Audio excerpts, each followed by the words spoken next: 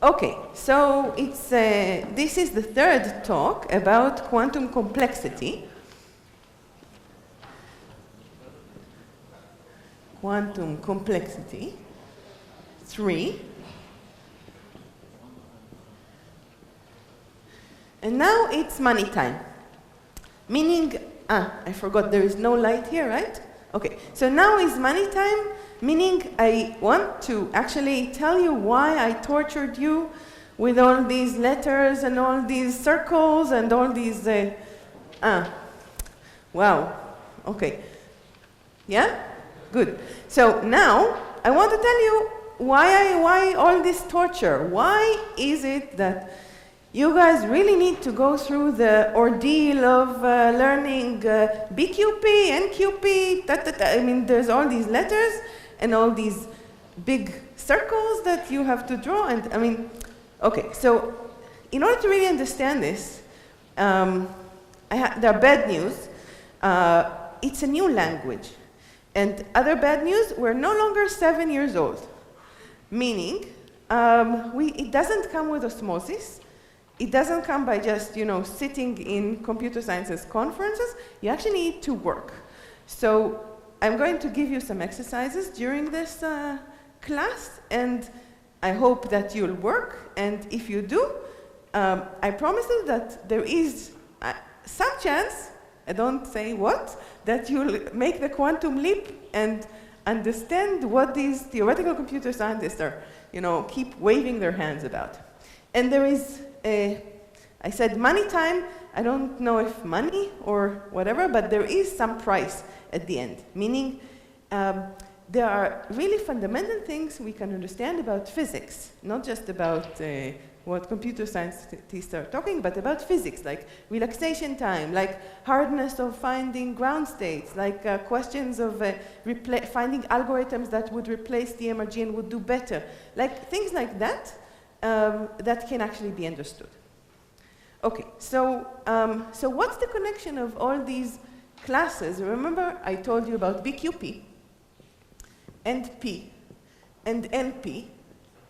BQP was the bounded quantum polynomial time. That's the class that of all problems that can be solved in polynomial time by a quantum computer. And P is the same, but with a classical computer.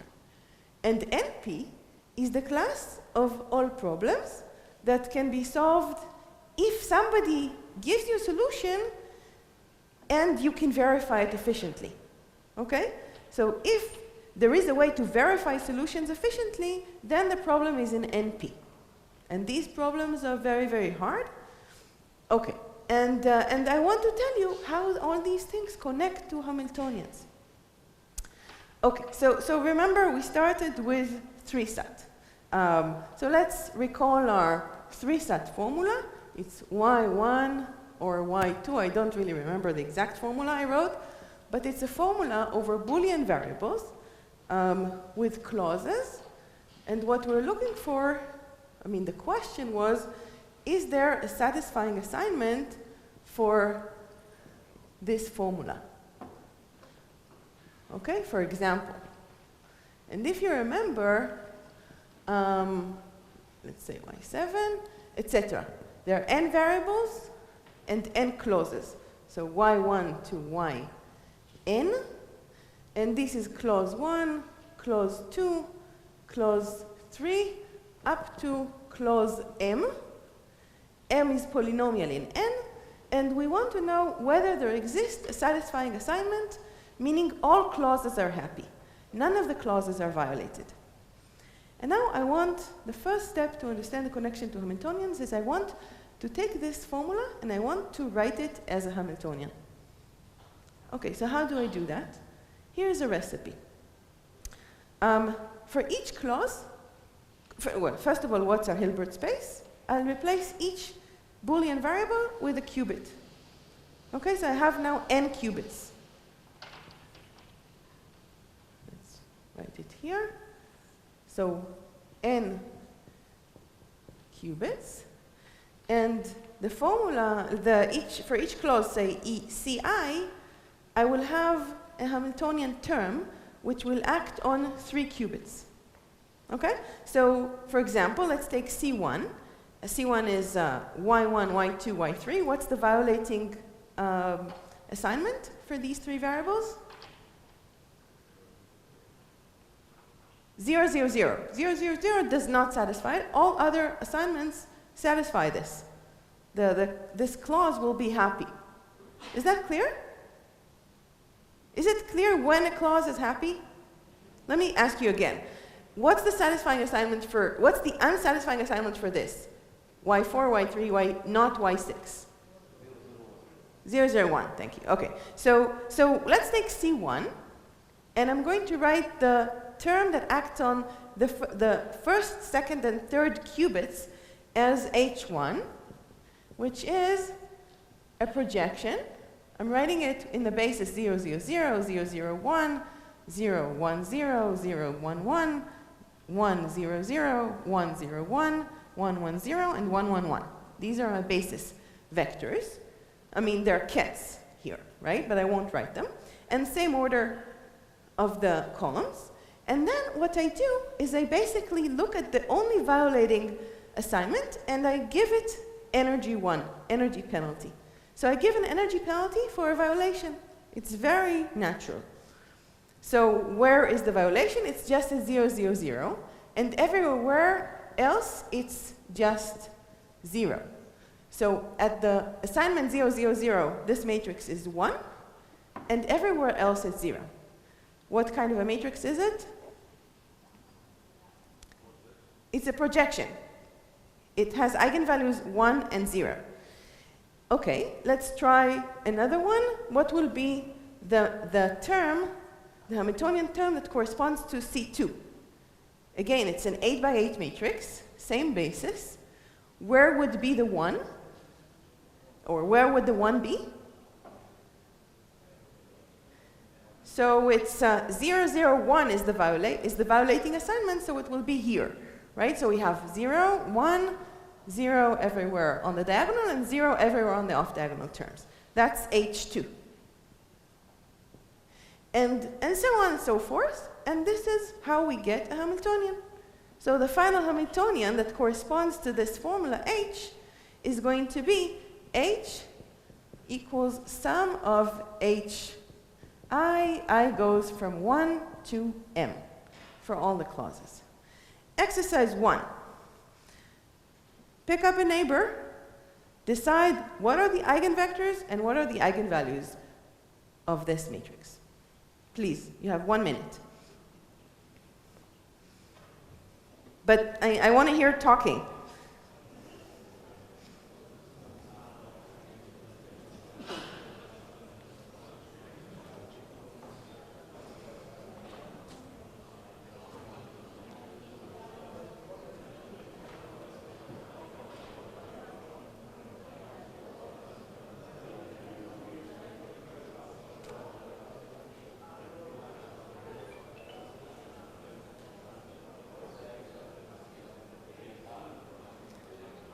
Okay, 1 minute is over.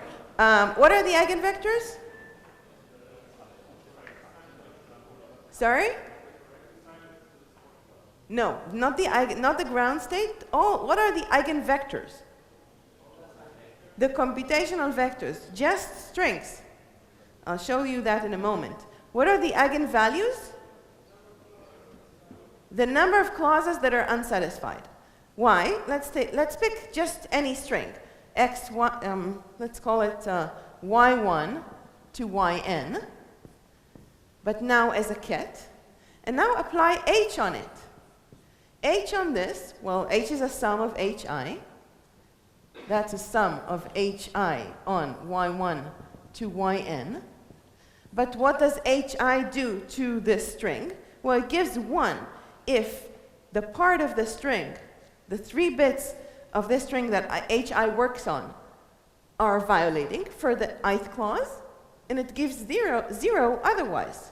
So it gives 1 exactly if this assignment violates the ith clause.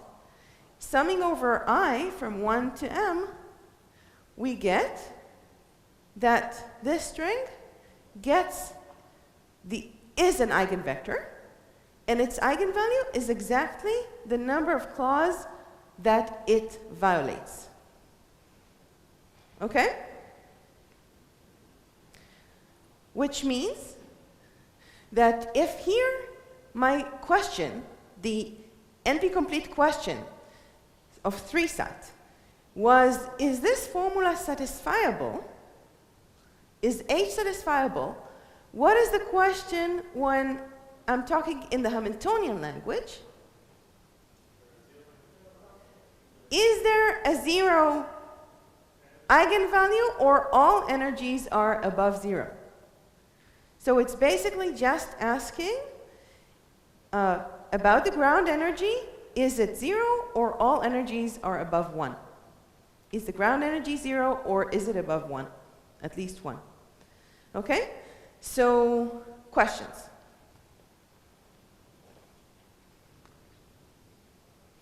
This is the first step. You have to understand this in order to understand the rest. Amit, ask a question. No, ask a question. Good, thank you.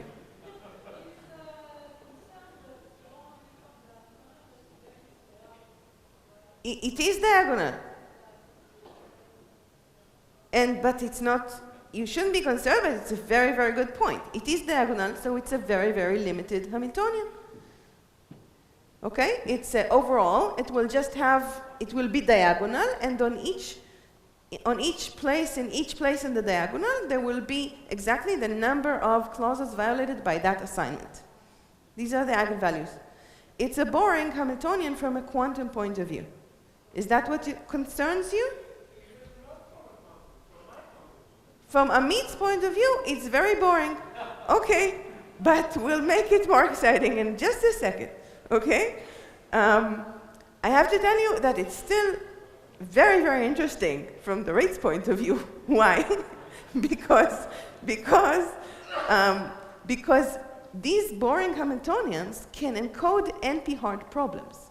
So, for example, they can encode the transverse Ising model that Gil was talking about. They can encode any classical Hamiltonian. I'm sorry? No, the Ising, what did I say? The Ising model. The Ising model. It can encode the Ising model. Any classical Hamiltonian, it can encode. Okay, they're very interesting. However, you can make them really interesting and get to quantum Hamiltonians, and indeed, this is the next step. Okay, so I'm going to define for Amit the K-local Hamiltonian problem in its full glory, not classical. But are there questions before I erase this? About this connection between SAT as a Hamiltonian. 3-sat as a Hamiltonian. Yes. But raise your voice. Can't hear you. This Hamiltonian is 3-body. Yes. Yeah. Thank you. Other questions? Yes. Can C1 appear twice? Yeah, yes, but it doesn't really matter. I mean, from the point of view...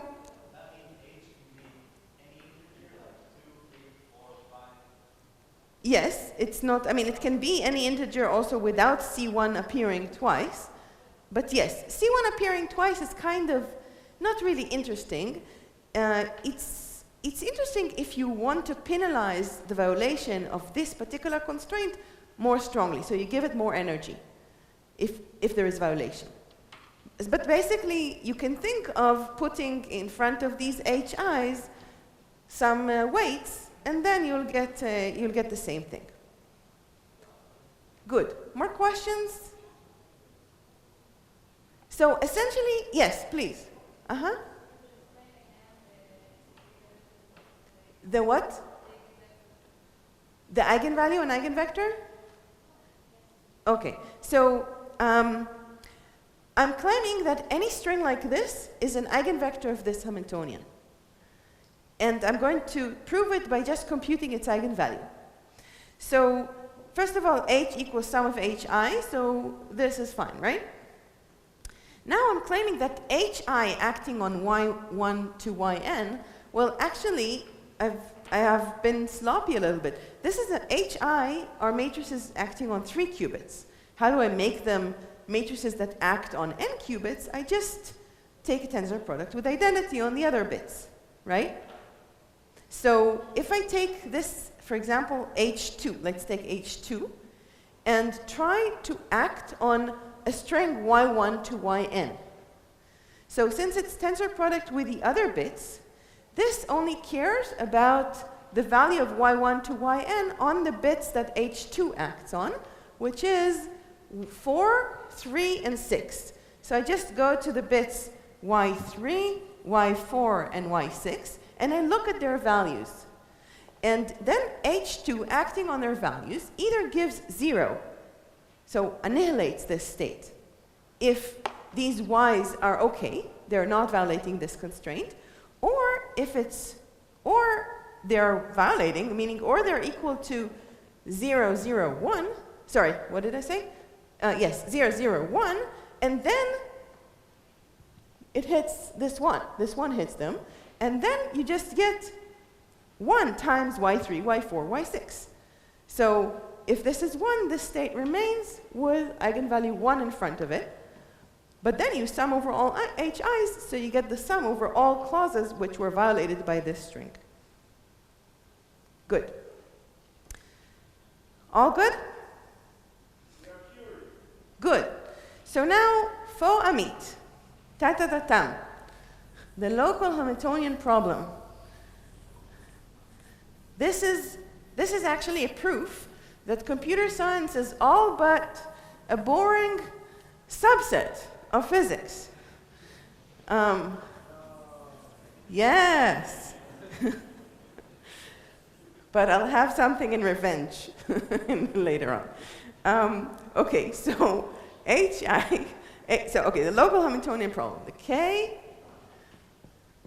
local Hamiltonian problem is this problem.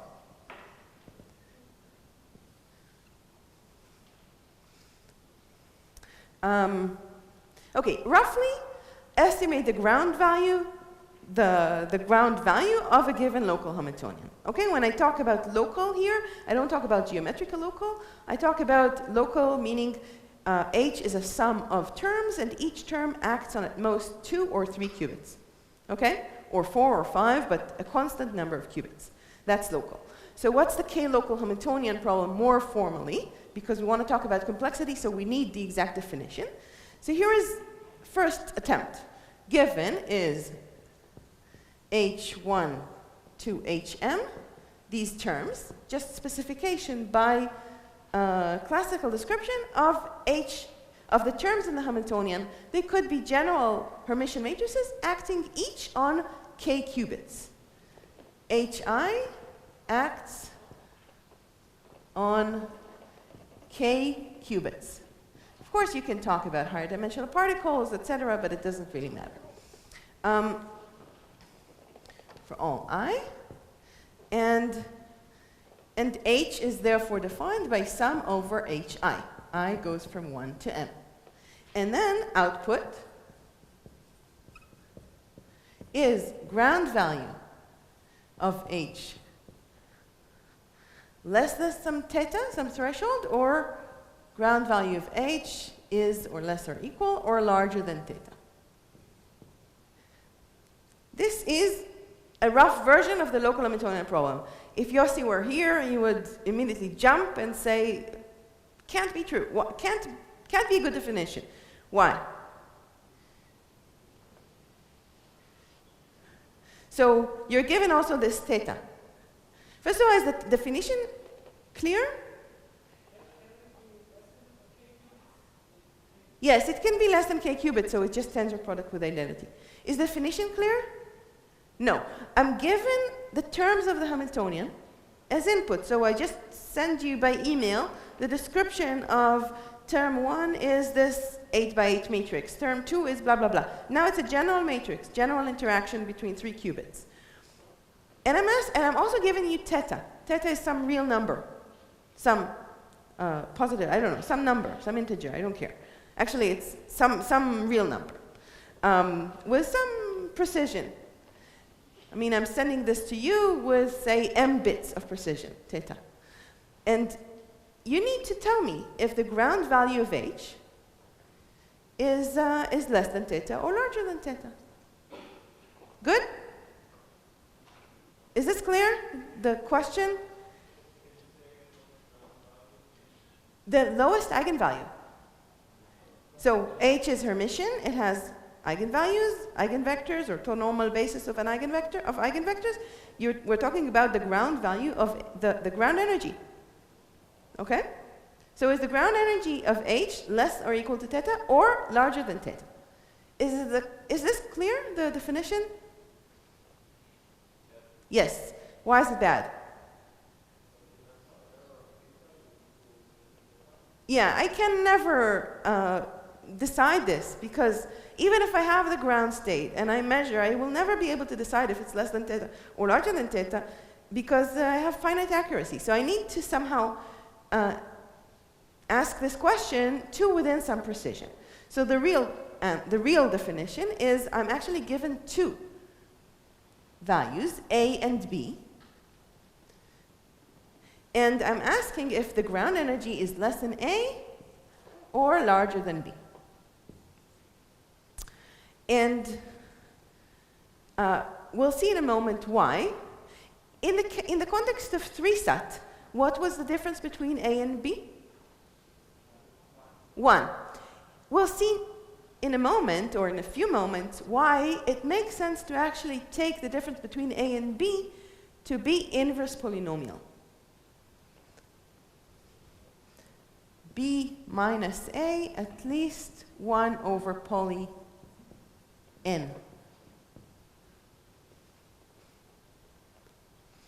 Okay? And the reason for that is because of basically, if I have a state, I can estimate the energy by measuring, I pick a random term and I measure the energy with respect to that term, or I make a measurement of the observable corresponding to one term, and then I have to repeat many times in order to estimate the energy to within some precision.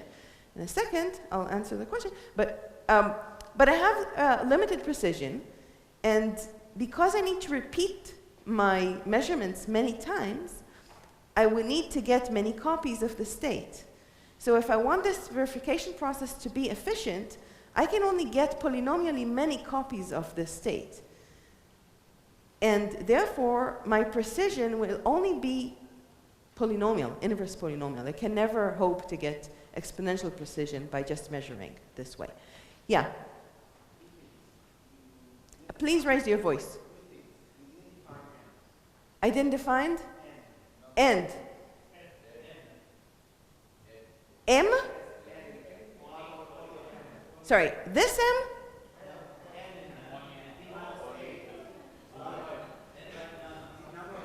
N like Nana. N is, okay. All these terms act on A qubits. So Hi acts on K qubits out of N. So it's an N qubit Hamiltonian altogether. When I get the specification, thank you, this is an important remark. When I get the specification of the Hamiltonian, I actually also get the specification of which qubit it acts on. Otherwise, it doesn't make sense.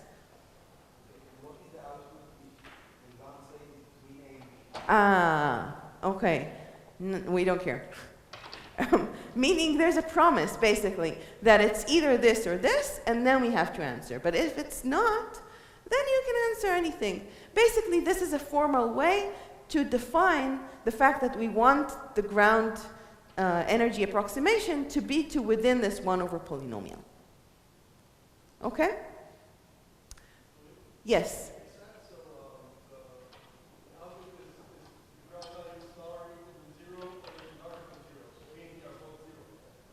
No, Well, in 3 set, yes, because if you have here 0 or larger than 0, because everything is integer, there's no question of accuracy.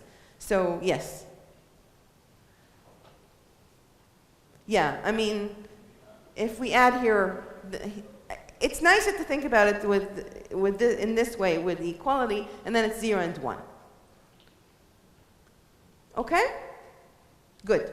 So this is the local Hamiltonian problem. And Amit, do you like this more? Is this no, or is this yes? Good, okay. So this is the K-local Hamiltonian problem, and it's this problem that we're going to explain. Why is it quantum NP complete? I need to explain to you what these terms are. So let me define quantum NP. Okay, take a photograph. Remember, copy. I'm going to erase this. Okay, no objections, so I'm erasing. Quantum NP.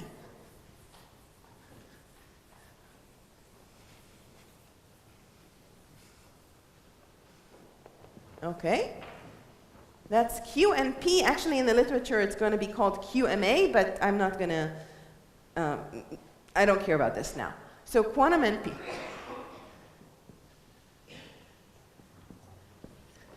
NP, if you may recall, is the class of problems such that there is a verifier, a polynomial time verifier, such that for a given input, if x is a yes instance, if it is in the language, there is a solution.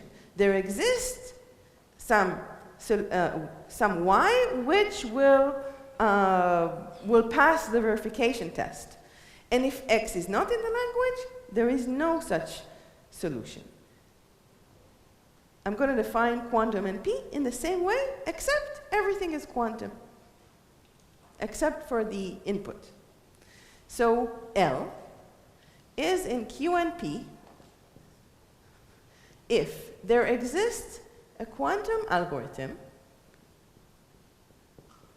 if there exists Q, a quantum algorithm, which acts on polynomial time, such that for all x of n bits, so for all x of n bits, if x is in the language, then there exists a solution. What would be the solution? What do you think would be the solution in the case of the local Hamiltonian problem? What's the thing that I need to know in order to solve the problem? An eigenvector. So I need now the witness, the solution, to be a quantum state. So there exists a quantum state, psi, of poly many qubits,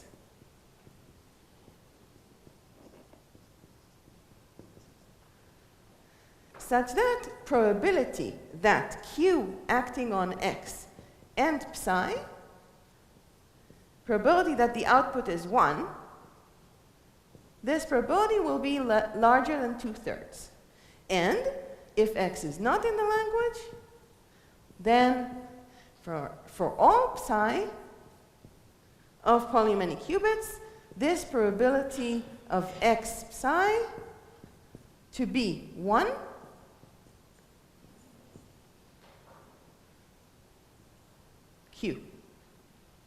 Q of, let me write it again, probability of Q of x pi being 1 is less than 1/3. Let me go here so that you can read it. Okay, let me read it so that you can understand this scary definition. This language is in QNP, quantum NP, if there exists a verification algorithm. That's a BQP algorithm, so I should be able to verify using my quantum computer. I'm imagining I already have one. Such that if X is something that is in the language, so if it's a yes instance, for example, if it's a Hamiltonian with very low energy, then there exists a state which will convince me of that, and I will be able to verify. And if X is not in the language, then there is no such state. So now, exercise 2. Why is the local Hamiltonian problem in quantum NP. So K local Hamiltonian problem is in quantum NP. Why? Why? Wait, what is X, psi, and Q? Please talk between you for 1 minute and solve this exercise. What is X, psi, and Q that would show that the K local Hamiltonian problem is in quantum NP? I need to hear you talk.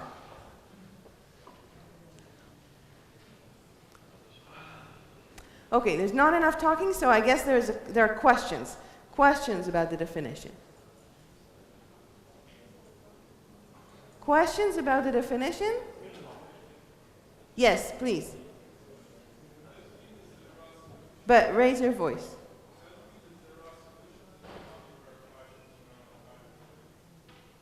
Yes.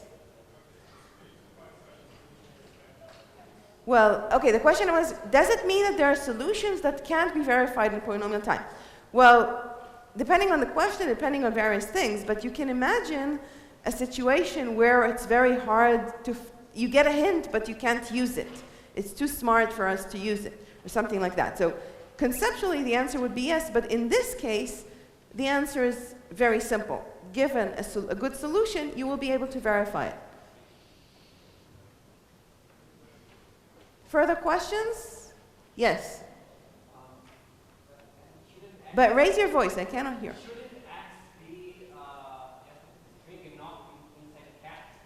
Shouldn't X be... Wait, is this an attempt to solve the question, the exercise?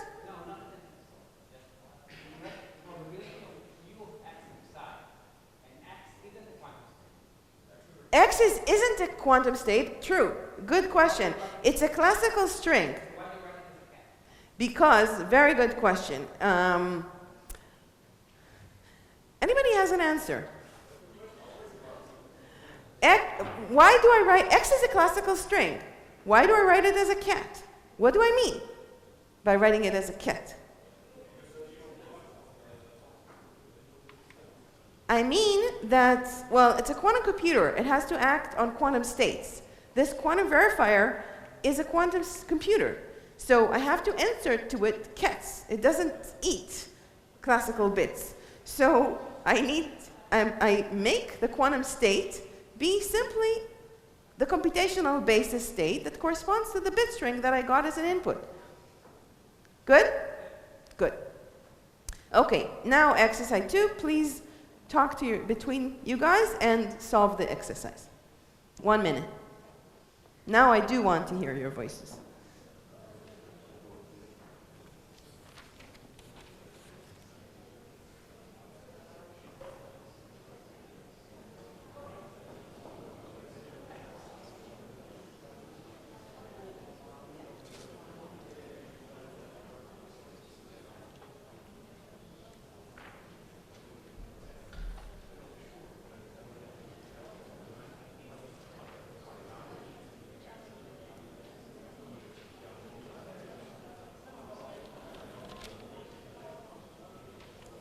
Okay, anybody has a solution? What's X, what's psi, what's Q? But raise your voice. And A and B? Yeah, good. X is good, great. And what is psi? Good. And what is Q?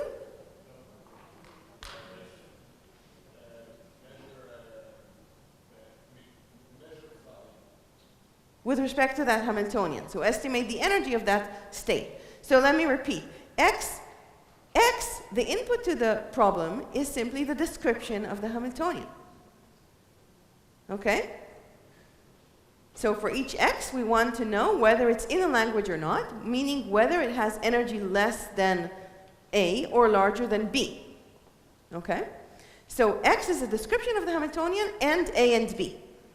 And we want to know if the energy of H, the ground energy, is less than A or larger than B. That's X, this description. Psi is a ground state. If H is really of ground energy less than or equal to A, then there is a witness, there is a solution, and that would be the ground state of this H. And Q is the quantum algorithm, which is a very simple quantum algorithm. It's just pick a random term and measure and repeat it. Actually, psi here is not really one state, one copy of the ground state. It's actually polynomially many copies of the ground state so that we can estimate the energy to within some precision. Okay? And then the quantum algorithm is a very simple quantum algorithm. Just repeat, measure, pick a state, measure it with, pick an I, and measure, and then repeat that until you get a good estimation of the energy. Yes?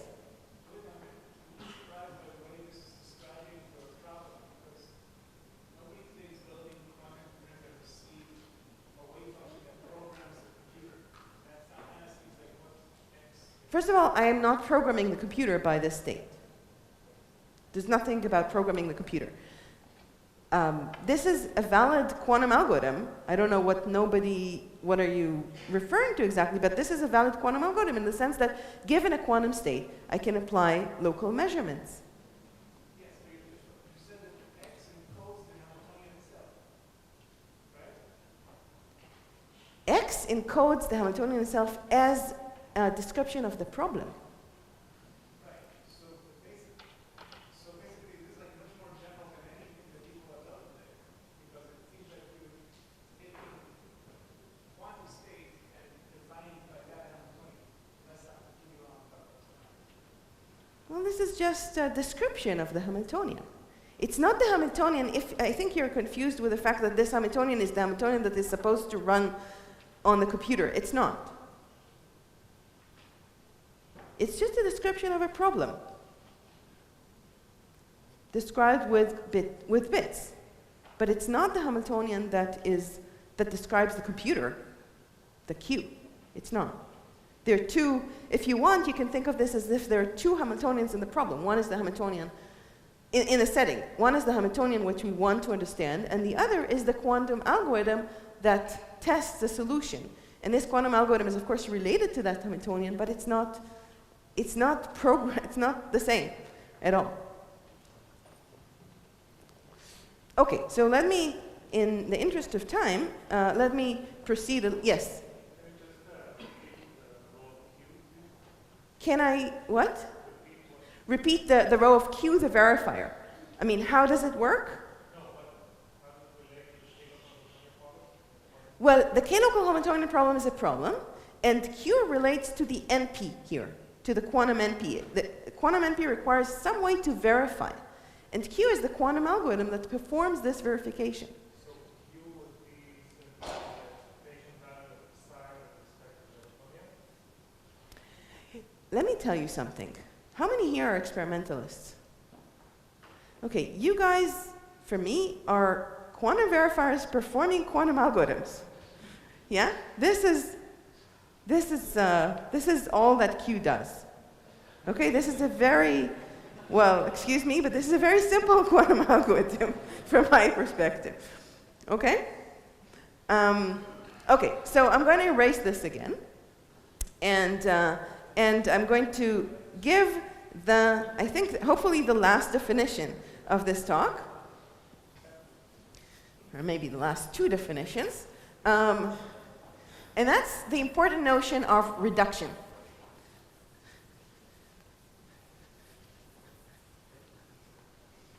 Okay, so reduction, which I defined also yesterday, but I'm going to repeat it.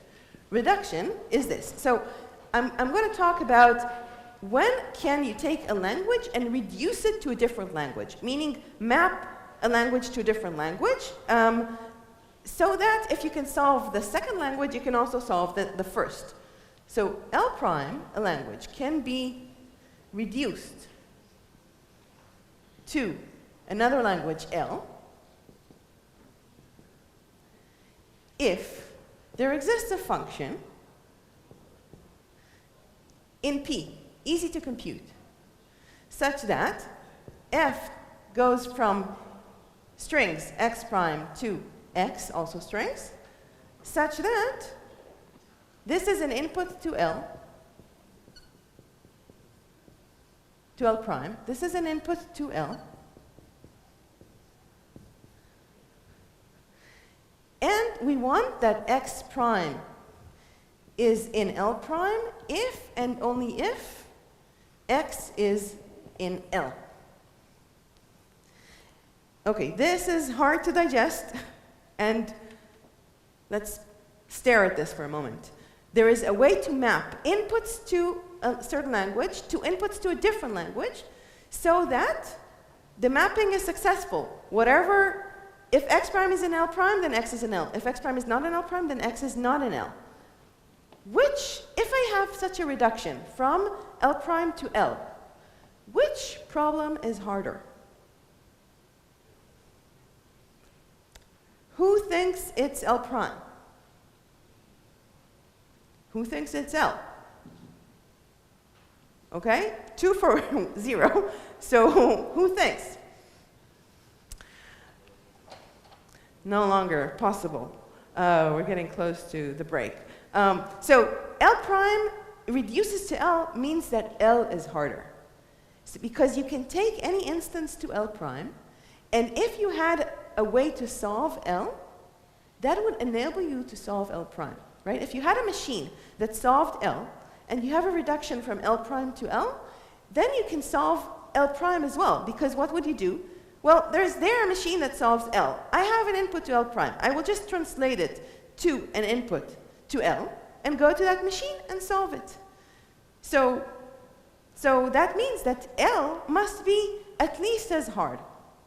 Okay? The R doesn't. This goes in both directions, but this doesn't. Okay? Okay?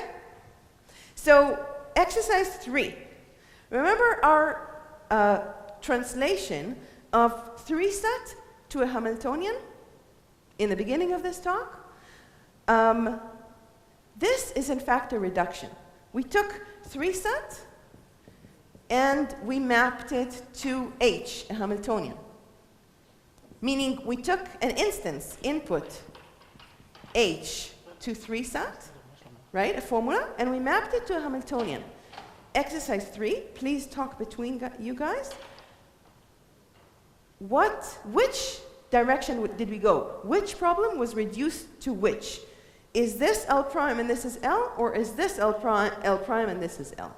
Please talk, 1 minute.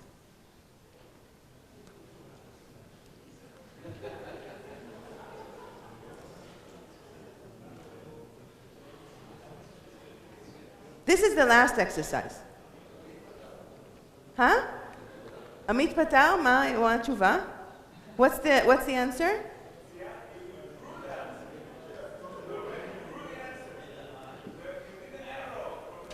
No, I just said we did a mapping. It might be opposite. Check it. Which is harder? Okay, I give up. Amit Patel. Okay, so it's an easy exercise, but still it's very confusing when people talk about reducing one problem to another, which one is more difficult. So in fact, this is true. We have reduced 3-set to a local Hamiltonian instance, and therefore, if we have a way to solve the local Hamiltonian problem, we also have a way to solve 3-set. Yes, Amit? Yes? To solve the exercise? No. The question was not which is harder. The question was, we did a mapping in one direction. We took an instance to 3-set, and we translated it to an instance of H, of local Hamiltonian problem. That actually and this mapping satisfied this condition. No. So I'm not saying it's strictly harder. I'm saying if we manage to find such a mapping, that means that the local Hamiltonian that we found is at least as hard.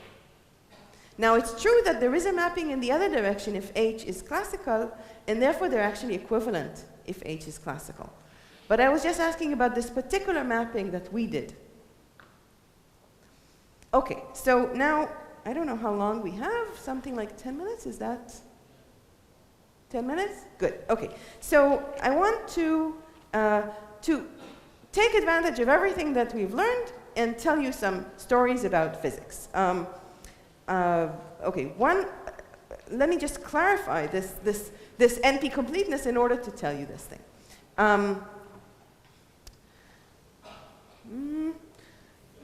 Okay, so what does it mean? So in order to talk about the meaning of all this, I need to say one last thing, which is what it means for a problem to be NP complete or quantum NP complete. So definition, another one. L is NP complete if, this we also defined yesterday, if it is maximal, oh damn it, I erased the previous one. If it is sort of the hardest problem in the class, if for all L prime in NP, any problem in NP can be reduced to it.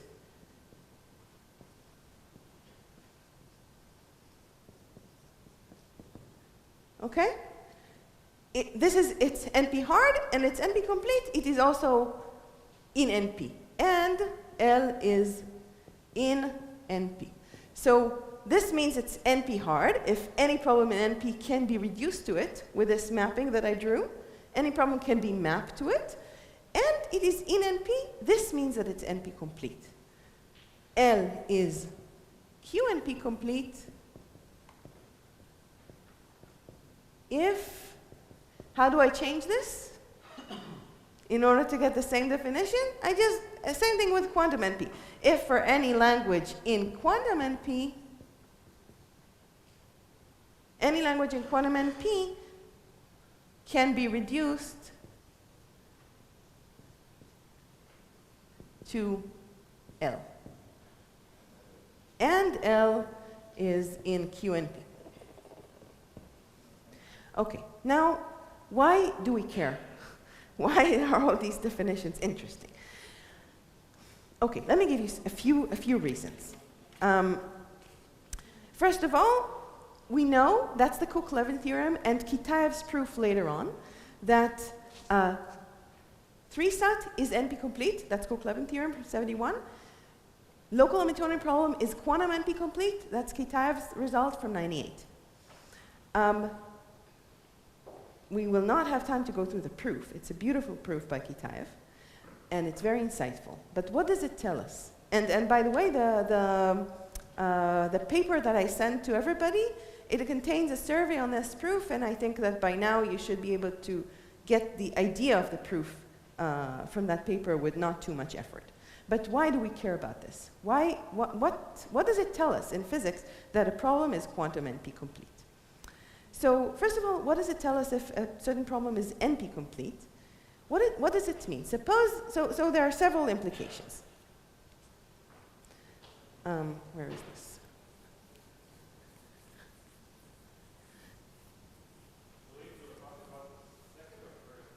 I'm sorry? The paper? The K-local Hamiltonian problem is with the corrections, with the approximation, with A and B. The first one was never defined. I just presented it for deductive reasons. Okay, so there are several reasons, several lessons that we can take from knowing that a certain problem is NP complete. So the first one is, well, it's going to be very hard to find the ground state and ground energy. In fact, it's hopeless. We shouldn't be able to find something which is NP hard, and that is something that, you know, this is for computer scientists as strong as the second law of thermodynamics. Okay? You don't have a proof, but if you find a polynomial time algorithm for NP, first of all, it's much, much stronger than a quantum computer. from the point of view of the effect on the world. And secondly, you're wrong. It can't be. Okay. I mean, there is a very, very small chance that people are wrong, but there should be a very, very good reason for that, because as far as we know, there's no true structure to NP-hard problems. Okay, so one, it's hard to find the ground state and ground energy. Two, relaxation time of this system to its ground energy should take exponentially long. Relaxation time, exponentially long. Why is that? Well, if we have a system that if we have some physical system that you claim relaxes to its ground energy or very close, or to a Gibbs state at very low temperature in polynomial time, I claim that cannot be true. Why? Because then there is a physical process that reaches this ground state or Gibbs state very efficiently. If there is a physical process, by the quantum Church-Turing thesis, there's also a quantum algorithm to do that. And that would mean that a QMA hard problem, or quantum NP hard problem, can be solved by a quantum computer. We strongly believe that this is impossible.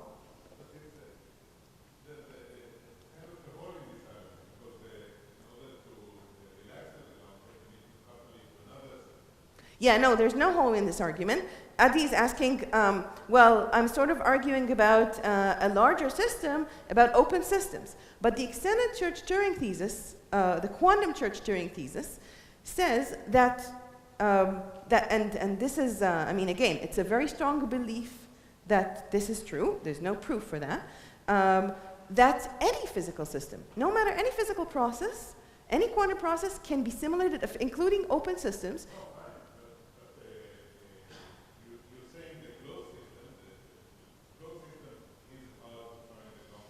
Right. Now you take it and you calculate the bigger system, maybe it becomes not hard. No, so it becomes easier just because of the coupling to the... No, but if the coupling, together with the coupling, it solves the problem of the smaller system, then I could simulate the whole thing and treat it as a quantum algorithm to solve the problem of the smaller system. But then this large system is not exponential in size, it's polynomial, because of it lives in our world. So everything would be a polynomial quantum algorithm to solve this problem, and that we strongly believe does not exist. Sorry? Well, because if you have, we live in a finite dimensional world, and there are just so many interactions that you can have, and so there's not I mean, it could be that you would have exponentially growing for very small systems, but then it won't do the job for larger systems, because that would just explode the size of your system too fast. So this notion of polynomial versus exponential is, again, and I told you, it's a language that once you get used to it, you see the wisdom of it. It's not just, you know, it's like the difference between polynomial and exponential in phase transitions. There is a qualitative difference between the two things. One is with structure, the other is without structure. Something that grows exponentially that needs a very, very strong reason to exist in terms of various, I mean, whatever aspect you look at it. In terms of space, you can't have exponentially growing space in our world. So, okay. So this is, yeah.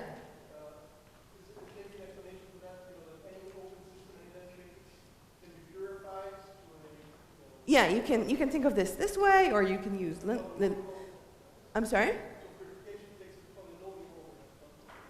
Yes. Right. And then there is a full map about reductions between different Hamiltonians. So following these initial results of Kitaev, we actually showed that 1D systems are also QMA hard. And Gotes Manirani showed that 1D translation invariant systems, so roadmap on Hamiltonians. this gives you translations between very different Hamiltonians and tells you interesting things about those Hamiltonians. So we know that 1D translation invariant Hamiltonians, this is a remarkable paper, are also hard. So you can no longer say, well, we physicists, we don't care about your contrived systems because you play, they're very, very hard to engineer, but for physical systems which are 1D, translation invariant, then everything is fine. No, you can actually encode hardness into such systems. True, the dimension of the particles needs to be thousands still, but it's probably going to be much, much smaller. So this is already really approaching the border of physical systems that are very hard, that are extremely hard. And I want to end with the following question, which is sort of, I think it's a very, very beautiful and important question. It's sort of a direction of research. If we're talking now about translation invariant systems, not just systems, and about 1D or 2D systems, then we're talking about fixed interactions. And now we can talk about the computational phase diagram. Okay, so we can actually talk about a phase diagram in which every point would be a description of an interaction, a two-body interaction or three-body interaction. And now you can actually ask, how does this diagram look like? And there are many, many questions that we don't understand. I mean, we know that there exist some points that are hard, but is it stable? Do we need fine-tuning in order to get hardness? What other? So is it? So and mainly, so is hardness stable under little perturbations? And what is it that makes the Hamiltonian hard? Like, we don't really understand. When is it? Can we say anything from the physical point of view that we can look at a system and say it is hard? We don't understand, and so there are lots and lots of questions exactly in this connection between applying this computational complexity language to the study of physical systems. And let me end here. Thank you.